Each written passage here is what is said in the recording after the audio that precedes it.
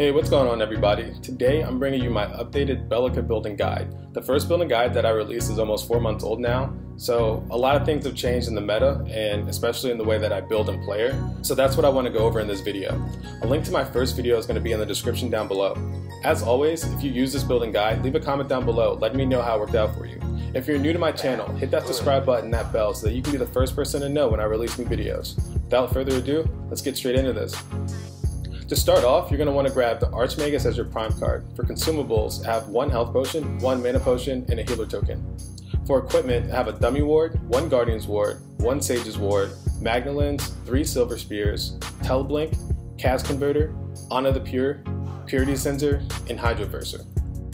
For the build order, you're going to want to start off with a health potion and a healer token. No big surprises there. Once you have 3 points, you're going to want to go back and grab a sage's ward. After you max this card out, you're going to want to go back and then grab a 6-point silver spear. Now the next card that you're going to grab is going to be up to you.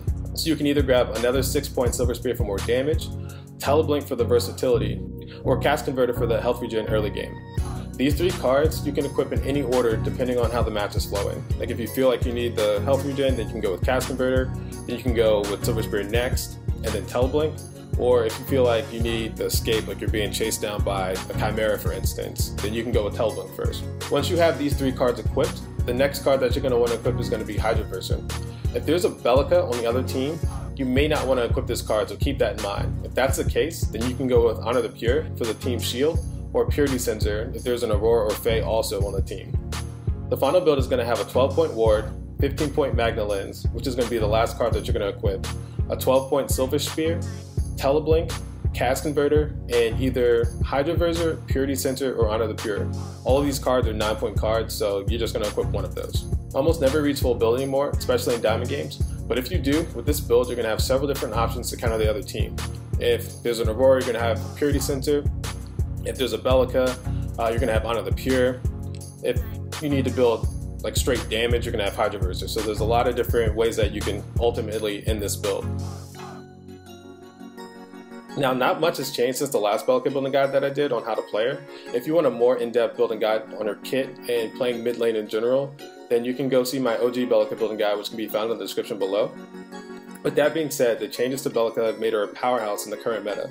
In fact, I'd argue that it's between her and Gadget as the best mid laners right now, whereas before, like 4 months ago, I thought that Howitzer was the best mid laner.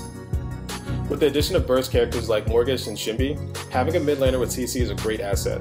Also, Lieutenant Bellica's drone provides a lot of utility in team fights, and if it's not destroyed, it can completely drain the enemy team's mana pool, which can be the difference in a team fight.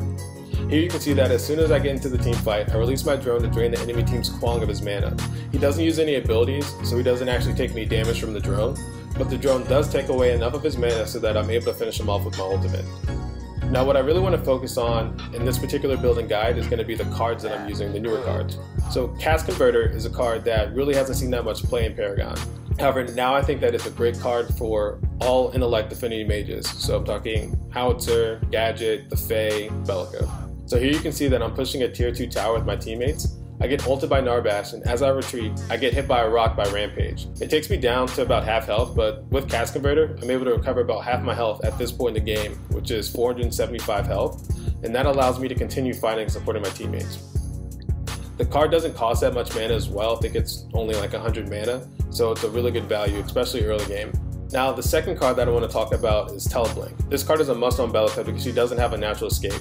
However, what separates good Bellica players from great ones is the ability to use Teleblink offensively. Now, this is something that I didn't really do that much, I'd say 4 months ago, while I was still learning how to play on Monolith. But what I've noticed now, especially in diamond level games, is that with Bellica, you want to be someone who can initiate. So you would start off with using your Teleblink and then being able to isolate, a Twin Blast or like a carry or a mage, be able to isolate that particular character and then use Seismic Assault and Void Drone and Void Bomb to burst that person down. And then hopefully if they have no mana, you're able to finish them off with your ultimate, but if not, then your team can follow up and secure that kill. Now because Teleblink has a 15-second cooldown and the mana cost is very low, you can tactically use this and abuse this for most of the match. Also remember that if you get hit by an enemy, the cooldown resets to 5 seconds, so that's another way that you can escape. So let's say that you get stunned, by a Decker or a Rampage. You can then use your stun, your Seismic Assault, and then try to kite them for 4 to 5 more seconds, and then once you get Teleblink back again, you're able to escape. I hope you enjoyed this video. If you did, leave a like and a comment down below. If you aren't subscribed yet, hit that button so that you can stay up to date with my latest builds and guides. The next build and guide that I'm going to release is going to be for Revenant. It comes out tomorrow. Revenant's kit looks dope, and I'm hella excited to play him and create a crazy build for him. That being said, see you guys all in the next video. Peace.